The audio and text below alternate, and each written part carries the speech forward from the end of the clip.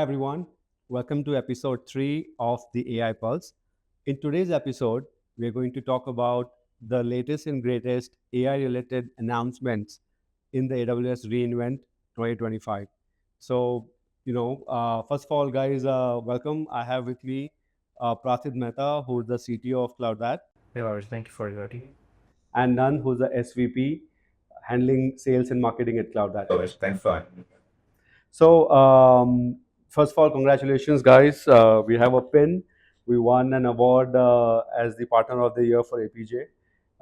So, congratulations. Congratulations to you. Us here. Thank you. All right. So, let's just dive right into the announcements that were made by AWS.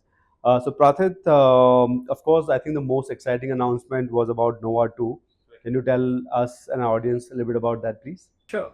So, Nova 2 is a suite of LLMs that AWS has released, and this particular team where there are four LLMs that I am pretty excited about. The first one is Sonic. Sonic actually works on speech to speech. So, imagine that you are talking to the model and you want the model to do something, and model responds back in an audio. Then you converse, and model takes an action. The second one that they released was Nova Lite, which is a fast reasoning model that allows AI to be democratized, right? Like you would not need to worry about how AI has derived a particular response. You'll be able to reason with AI faster. The third one is Omni, which is a multi-model model. So imagine you can feed in your enterprise images, audio, text, PDF documents, all of them together in a single prompt to get answers collated from there. And the last one is the Nova 2 Act, which is phenomenally testing, right? Like you can test the UI workflow step by step. Imagine faster turnaround, faster testing of your UI or of your website. So those are the four major LLMs that they released under the Nova 2 setup. Great. Thanks, Prathit. So, Nand, how can enterprises leverage Nova 2? What kind of great things can they build with that? So for customers, it's mostly improvised customer experience. Like Patrick mentioned, the speech-to-speech agent now, if you look like wherever there were a human receptionist or human agent handling calls or doing telecalling, now this can they can be replaced with virtual agents, and it can do more effectively. It is also available in multilingual languages, and of course, there's going to be much more cost-effective. That's really interesting. I know that the enterprises and technologies will be excited about AI telecallers. I'm sure that the audience will be bracing themselves for that. It's going to be a very interesting world when a lot of telecallers will be AI based. Yeah, but I think enterprises will have to leverage that because everybody will, and if you don't do it, I think you'll be left behind. The competition will do it. Yeah, absolutely.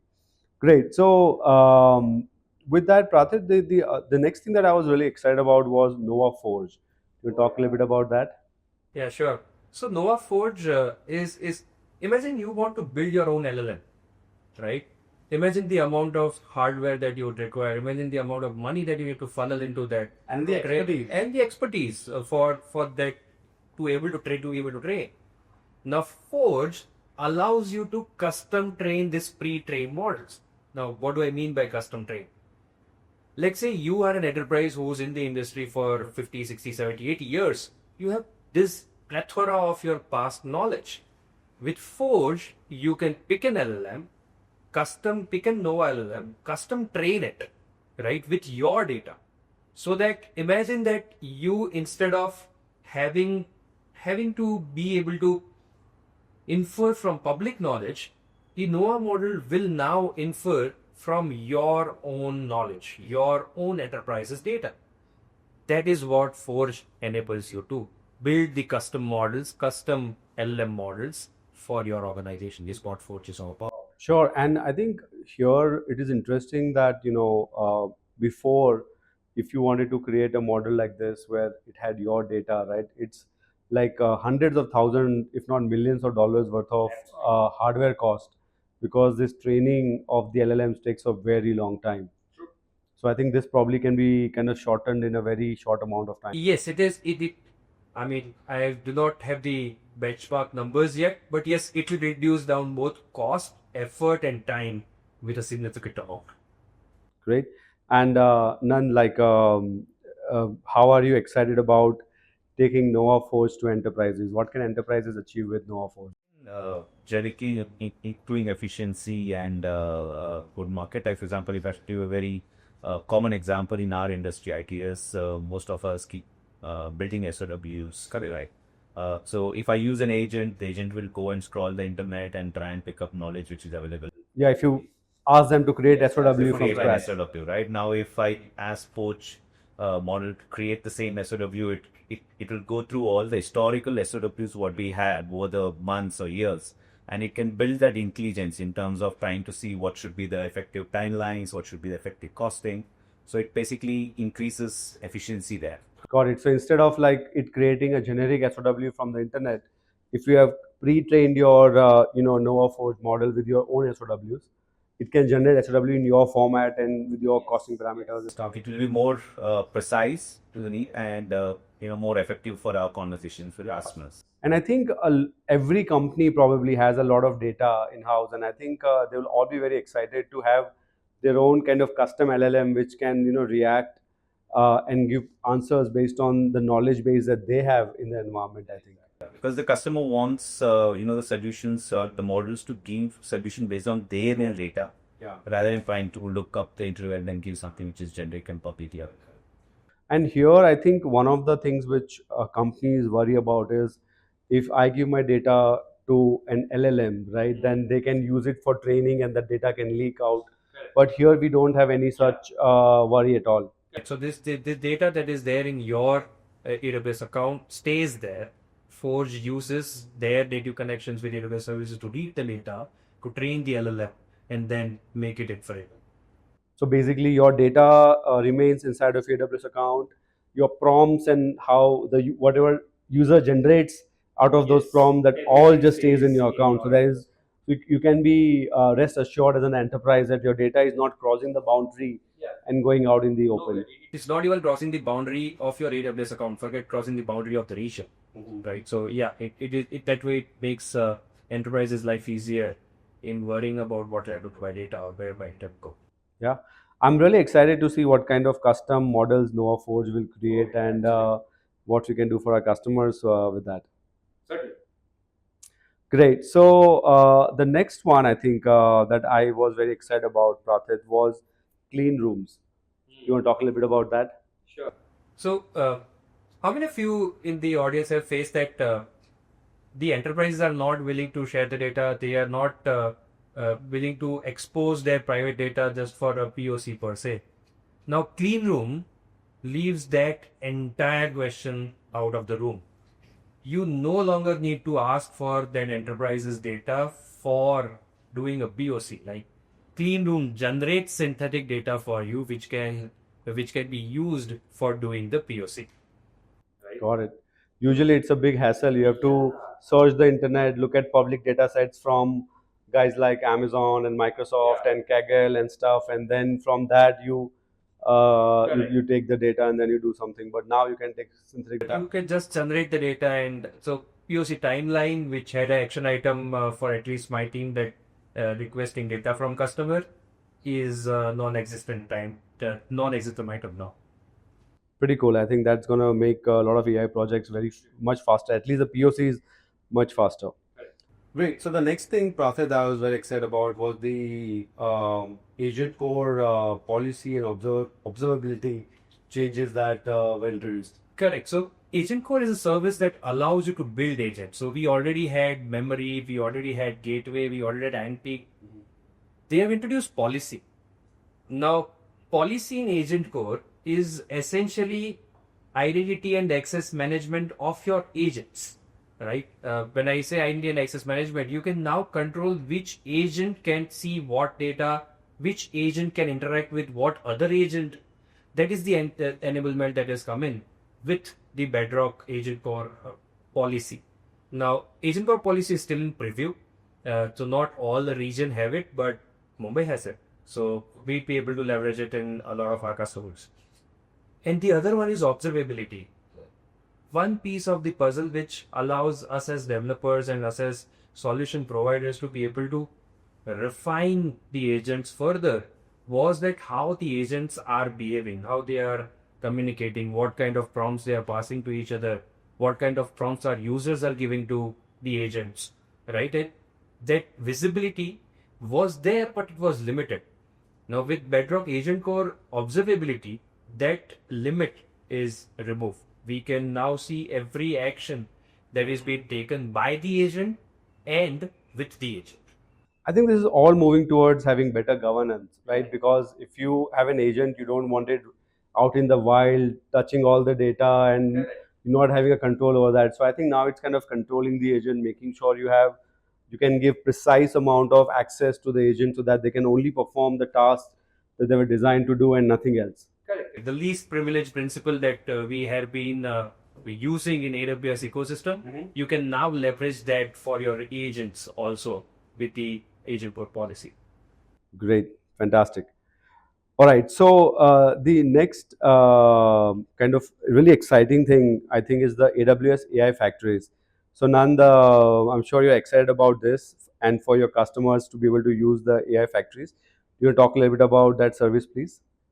Earlier, before launching the service, the way some of the customers in regulated industries like BFSI, healthcare, challenge what they were having was while they have a lot of data on on-premise servers, some of the LLM models were pushing this to cloud, work on it and generate outcomes for them. Right now, with AWS AI Factories, what it means is they can run these LLM models on their data center itself. So there is no need for the data to move out, right? So it again meets the compliance and sovereignty of the land, and with the new TPTV compliance thing coming in, it's definitely going to add benefit back to the customer in being compliant. So it's kind of like an outpost, but outpost only had compute and storage. But now I think this is the AI factories is like kind of an outpost, but for AI models and LLMs and things like that. Comes inbuilt, it's outpost for AIs which has some of the foundation models already present in the hardware, and you can retrain it to use for yourself. All right. So, Prathit, the next question is about the DevOps agent and the security agent that AWS released. And especially, I think it was very interesting to me with the entire, talk about whether AI will take away jobs or not. This sounds like really wonderful services which can really reduce the amount of effort required to run your AWS environment. Correct. I not want to delve into whether jobs will be lost or not. I'll tell you what the agent would do. Okay. And you rightly said that it'll really impact the way we use AWS services and that the way we leverage the AWS service ecosystem. Right? Uh, the DevOps agent is majorly for your applications observability. It looks at what kind of errors are coming. You can interact with, as a developer, you can interact with how can I solve a particular error, or it can show you dashboards on, hey, so many 500 errors were thrown in the last so many days, right? And these are the questions that usually you have to skim through dashboards to figure out. Now you can just ask them, hey, you know what, can you give me all 5 excess errors that I have received in the past 30 days? It will not only give you the errors, it will also give you possible solutions for mitigating those errors. That's on the DevOps agent side of the story. Security agent goes one step lower. When you are developing, it checks whether the code that you are writing is secure enough or not. Is there any memory leak that you are mistakenly ingesting, or are there any scope of SQL injection with this query, right? That is what is the security agent going to do. It will enable developers to produce secure code even before they test in their own machine. Okay, right? So these are the two agents that AWS has released. Both of them are in preview, but exceptional utility to enhance developer productivity. Got it.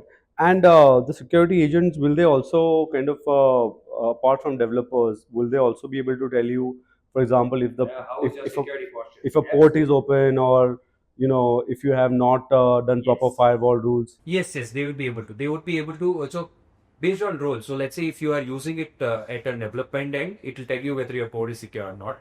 If you are deploying that agent as a chatbot, or you are interacting with the agent from a chatbot, you can actually infer to your AWS infrastructure and say that, you know what, this particular account of mine, is there any security vulnerability that you see, or what is my security posture of this particular account? It will be able to give you that insights as well.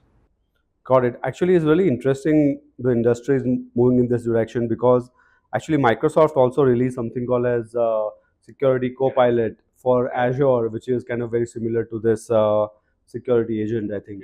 Correct. Yeah, it's in the similar lines. Great. All right.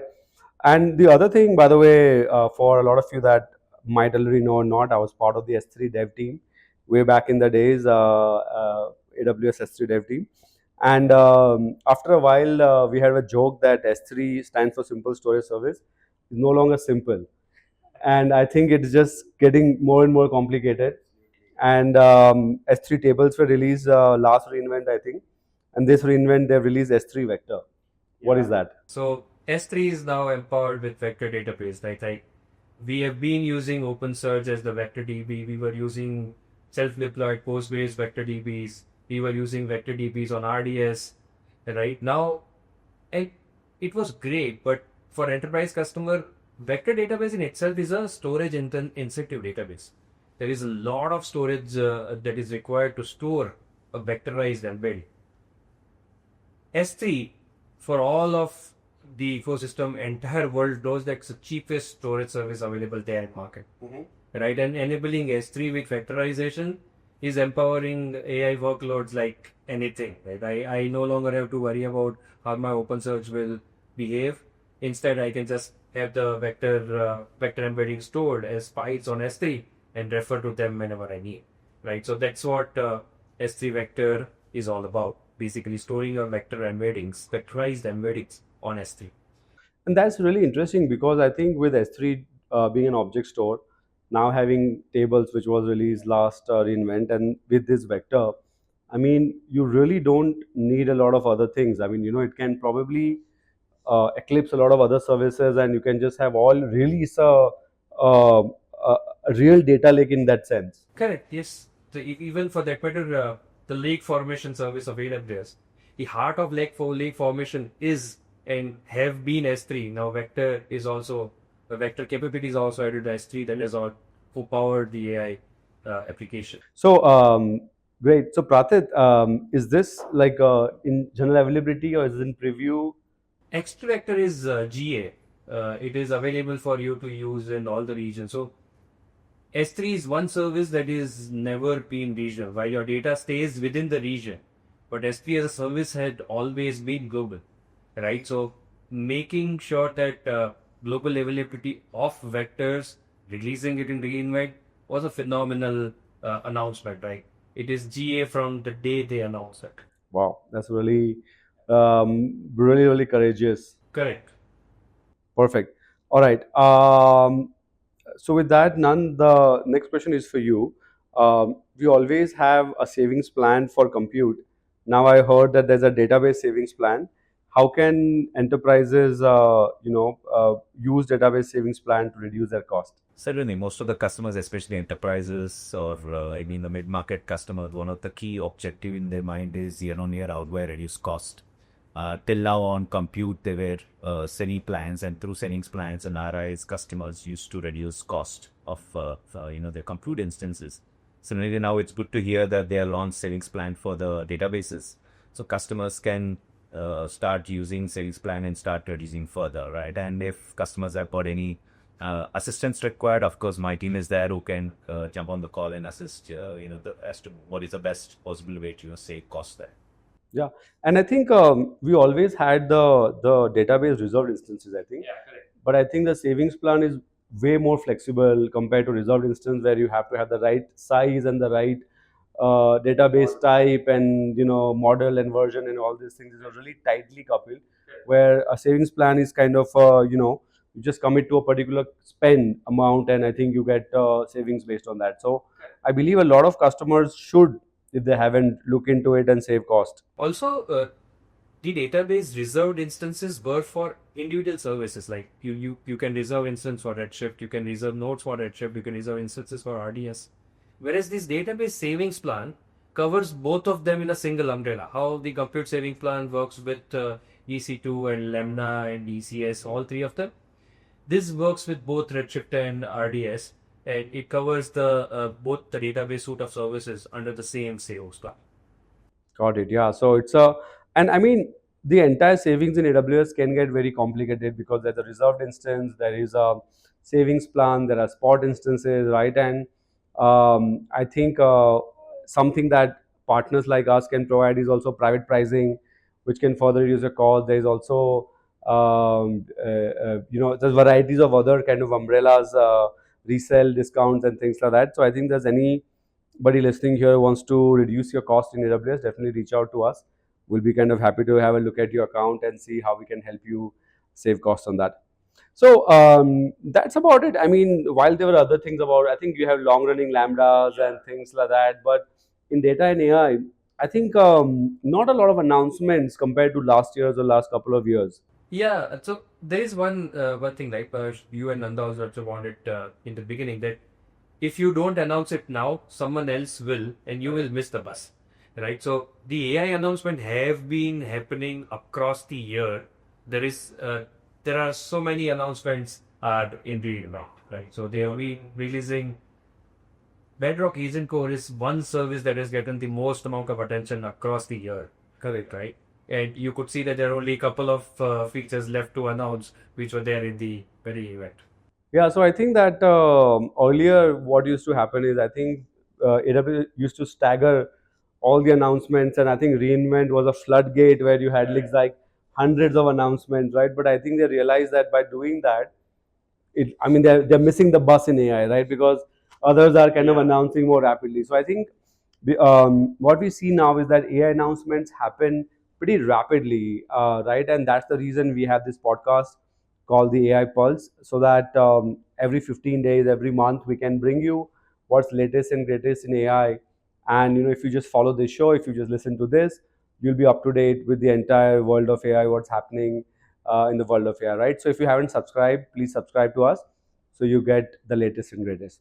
With that, this is the end of the reinvent part of the show. Thank you so much, Prathit. Thank you. Thank you for coming. Thank you, Pavish, for having us. Thank you. Thanks.